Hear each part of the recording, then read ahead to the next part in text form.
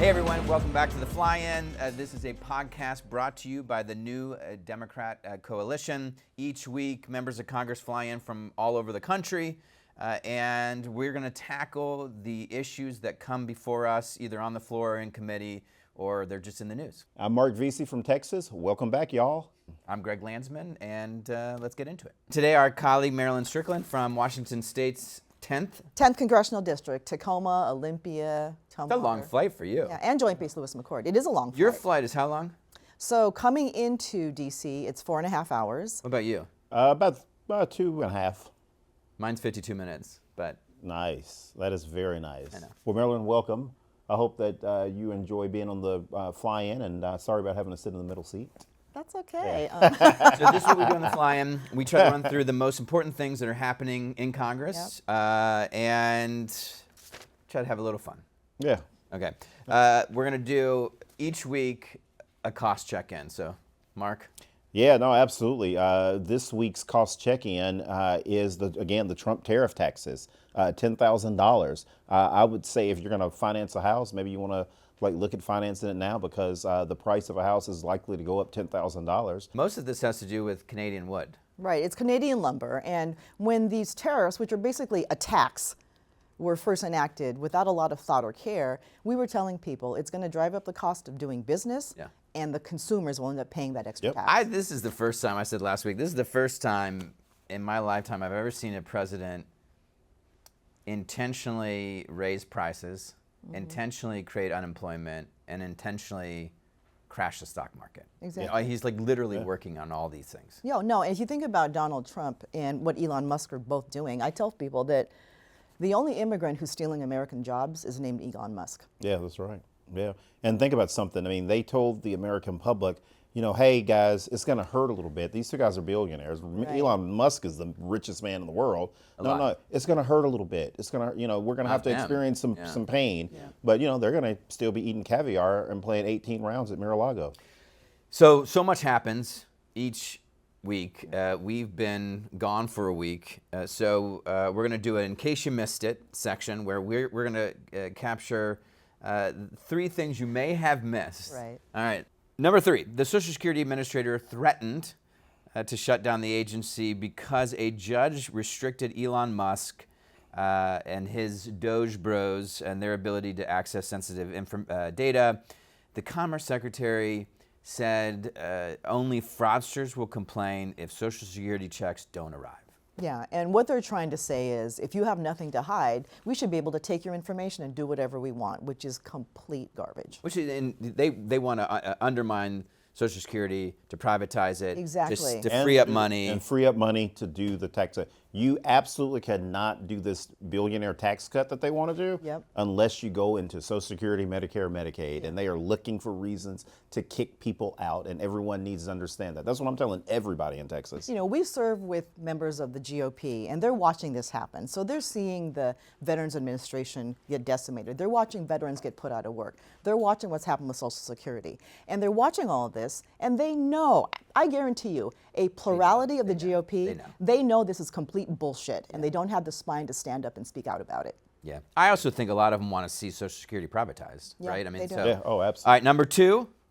The number 2 story, I think, has to be that Trump is trying to intimidate, take over the judicial system. I mean, he's going after these judges, and Musk is going as far as to say, I will donate to any member of Congress, Republican member of Congress, that is willing to introduce an article of impeachment against a judge that rules, not in favor of the administration. Right. And these are our colleagues. These are people.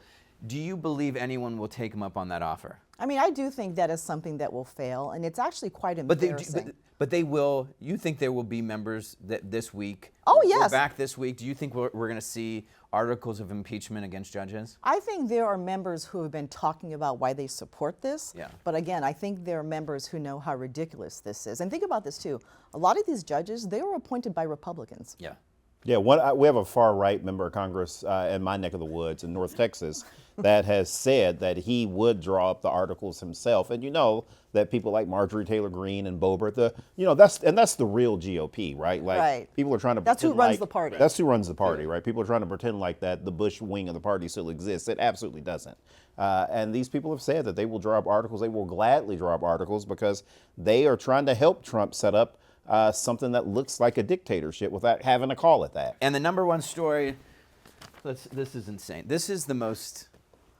So apparently, the national security Yes. guy for the White House for Trump does a group thread on Signal about the attacks on the Houthis. Yep. And he includes the editor-in-chief of The Atlantic. Yeah, he included a reporter, and I want you to think about this. They're talking about an attack. This conversation should only happen in a skiff. And what's a skiff? Oh, it's a secure facility where you talk about highly Right. sensitive classified information. Yeah. Right. What's crazy is that did they like put this on their X Messenger, their Facebook? It was Messenger? on Signal. It was on. Yeah. Yeah, excellent. I mean, they're literally, and some of it had to be redacted, as I understand Yeah. the story, Yeah. because it was specifics targets. Right. I mean, Yeah. this is as classified as it gets in terms of national security, Exactly. and they're so unserious. When Pete Hegseth, who's the Secretary of Defense, was being confirmed, I was on every media outlet talking about why he wasn't qualified, right? You went from a decorated general in Lloyd Austin to Pete Hegseth, who served in the military, which we thank him for his service, but he was a Fox show reality TV host. Yeah. And this is a prime example of their incompetence. Yeah, that's what I was going to say. I was going to get to, this is just a level of incompetence that I think obviously not everyone in the country is going to see. It'll be a big story, Right. but it should scare folks that this is our national security. And Yeah, and again, just not very many serious people over there, but obviously what they're in control of is very serious, but they just kind of seem to be clowns. And look at the title of the group. What's the- Houthi wait, what PC is the small title? group. Oh my God. All right, so as we get into the week, we always try to do a three big things segment. Here are the three big things that are happening this week. One is there's going to be a ton of discussion about town halls. Yep. Two, we've got a few bills coming to the floor. Most of them have to do with appliances, Yes. which I want to talk about. And then, of course, the attempt to shut down the Department of Education. Right. But let's start with town halls. Have you been doing them? I've had a couple. They've been great. Yeah, so I did a town hall in the part of my district that I lost 60-40. Yeah. So I very intentionally went into a part of my district that didn't necessarily vote for me. And I thought it was important for a few reasons. And when I opened, I said, I'm not here to judge you for voting for Trump or even sitting out an election, but as a member of Congress, as your member of Congress, I have a duty to let you know how this administration is going to hurt you. Yeah. Yeah, we've been doing the town halls. We've done several of them. We do the Congress with your coffee with your congressman style town halls. We invite people of all political persuasions, obviously, to be there. And yeah, people are definitely wanting to speak and be heard just because they know that this shit that they're seeing right now is something they ain't never seen before. Yeah, people are mad. In my first term, which was last term, this is my second term, I did some like 20 plus town halls. We've already done half a dozen. I mean, a few big ones, but Yeah. community conversations. And there's an enormous amount of engagement. Yeah. There's also anger, frustration, but it has been really good to hear from people as to exactly what they're frustrated and what they're scared about. What they want us to work on. Our colleagues on the other side of the aisle have struggled a bit with these town halls. Do we have a clip? We have a clip. Check it out. It's so bizarre to me how obsessed you are with federal government. But here's the thing. Like him or not, Elon Musk has brought a lot of really smart people to Doge. I support Elon Musk and the Department of Government Efficiency.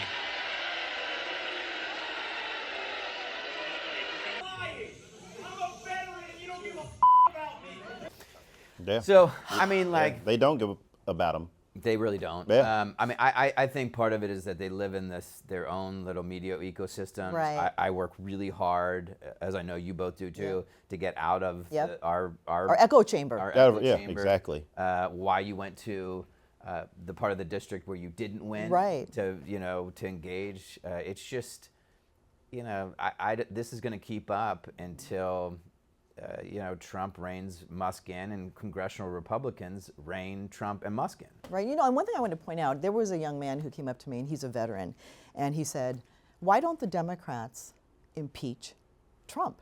Yeah. And I said, "Let's do some math. Yeah. 218. Yeah. That's the number you have to have in order to pass anything. There are 215 Democrats. So in order to do that, you'd have to have 3 Republicans." And he said, I had no idea. I mean, part of what is like they want, they expect us to fight, and I expect us to fight. and we are I'm fighting. a fighter, so Absolutely. I like a good fight, and this is an incredibly important fight. Yep. One of the ways we make headway is by shifting public opinion. That's right. By continuing to do these town halls, so that ultimately we have a shot at getting 3 or 4 or 5 members of the other side to come with us and start holding this president and their billionaire donor accountable. Right. And as I said earlier, I guarantee you a plurality of our House GOP colleagues, they know that this is complete bullshit. Yeah, they do. All right, so instead of dealing with the skyrocketing cost of housing or eggs or the big economic concerns that most Americans are saying matters most, Right. we are going to take on 2 bills this week. The majority is bringing us 2 bills on appliances. Now, I just want to put this in context Yes. that in my first term, again, last term, Right. we voted on like 700 bills Right. related to appliances. That's obviously not the number, but it was a ton of, I mean, how many? It was too many. It was too many. Right. Dishwasher, Every week refrigerator, it seemed stove, like, what is it? one week it was Right. just all refrigerators. Right. Right. It was like kitchen stuff. Right. Now, the history of this is kind of interesting, right? Like, Right. where did their obsession with appliances started a couple years ago? Yeah, there was someone that was an appointee to one of the commissions that said that they would ban gas stoves. Oh, Yeah, that's some right. just random something. person. Yeah, just some Right. person that was one of these appointees, and everybody on both sides said it was crazy. Of course, yeah. Republicans, That Democrats, everybody- said, Right. it's terrible. Yeah, right, exactly. Like I cooked on gas this morning. I love cooking on gas, right? Like I'm not gonna lie, it's awesome. Yeah. Yeah, no, I agree. I just Yeah. think it's a funny thing to say. Like, Yeah. yeah, I agree. Yeah, No, yeah, it's yeah. fun. No, but and so now they keep bringing these bills. Right. And look, some of these things are fine. It's just, in addition to protecting our appliance freedom, Right. or freedoms, Right. Right. so hugely important. I mean, when you would got- think they would bring to the floor issues related to either the economy or the border, and they just haven't done it. Well, you think they would bring to the floor the very things they talked about Correct. in And they haven't yet. 2024. Right. And so it just goes to show you those were just talking points, and they're doing nothing to lower the cost of living for Right. everyday Americans. Look, I absolutely, no doubt about it. I love to cook with gas. I do. I think it's awesome. I also have an electric range as well back in Texas. I'll also tell you that I don't want to go back to the old days either, where my mom would be like, "Don't bring your ass in the kitchen. I'm defrosting the refrigerator. We need to have updated appliances, for God's sake." Like, do they want to go back to those? appliance rabbit hole? Yeah, But yeah. this is Yeah. important, like, because this is a rant for me and you. Right. Because Yeah. I've done this before. Yeah. The appliances suck, right? Like they do suck because because of corporate greed, and they're just cutting Right. corners left and right. It has Right. nothing to do with the energy efficiency stuff. Like, Right. that stuff is great. Right. Some of the tech is a little absurd. Like, I don't Right. need to use my A phone remote like, to- turn right. on my toaster. But like, we do want these things to last longer and be energy Yes, efficient. right, But either way, absolutely. I'd rather be voting on things that are going to lower Right. the cost of eggs. Exactly. Or the cost of housing. Yeah. All right, the Department of Education, they've been trying to do this for years, decades. Yep. But Trump signed an executive order this past week saying that he was going to shut down the Department of Right. Education. Yeah, absolutely. And I want to remind some people of this. I mean, they've let go over 50% of the employees at the Department Already. of Education already. Maryland is probably already in a recession. Yeah. People don't realize that. And a lot of these people that have been laid off, they're people that supported the president. Yeah. And it's crazy that they're doing this. It's almost 40% of federal workers. Yeah, support yeah. the president. Well, no, Absolutely. and I think the other thing that's interesting too is that, you know, if you look at what the Department of Education supports, it supports funding for disabled children. It provides funding for school districts that don't have the same tax base as others. So it provides a lot of opportunity. Career and technical education. We talk about wanting more kids to go to trade school because everyone isn't going to the university. So it's hurting our kids. 26 million kids will lose access to critical funding to help them get ahead. Yep. 12 million students will lose access to career and technical education There you go. apprenticeship programs. 7.5 million students will lose access to special education service. Right. Wow. And special ed is already grossly underfunded. All right. Sad. Before we lose you, you sent me a clip of a Netflix show called Yes. Adolescence, Yep. which I watched. Yep. Adolescence. Yes. Bro, what? Y'all ain't watching White Lotus? I am, but I had No. to take a break. Yeah. Why did you send this to me? So I'm going to relate this to something I did last week. So I was at a town hall last week, and one young woman stood up and she asked me about gun violence and what can we do about it. So obviously the focus is always on illegal guns, young people getting access to guns. And then I said, but we have to ask ourselves, what is going on with our young men in this country where they think it's okay to come to school and shoot up their classmates? Yeah. And then I referred to something I watched on Netflix. It was 4 episodes, an easy commitment, and it's called Adolescence. And the story is about a 13-year-old boy who's accused of murder. And I'm not going to go into spoiler alerts, but it gives you such a good peek into what young people are going through right now in school and why so many kids feel despair, loneliness, not fitting in. And this series had such an impact on me that I'm telling everyone I know to watch it. Well, I've watched it now. Thank you. Yeah. It is intense. It's critically important Yeah. for folks who care about. You know, I have a son and a daughter. Yeah. I want obviously them both to succeed. I Yep. care about all kids. So, you know, we got to protect our girls. We got to protect our boys. Yep. There is something happening. There's an incredible book called Of Boys and Men about how bad things have gotten for boys and young men. And it is an incredibly important book about the culture, but also about policies that we should pursue to improve outcomes for both girls and boys. Yep, all right. Thank you. Yep. Thanks for being here. This is a special week for both you and I because we have family in town. Yeah, that's right. My son is a freshman at CU Boulder, go Buffs, and he's in town.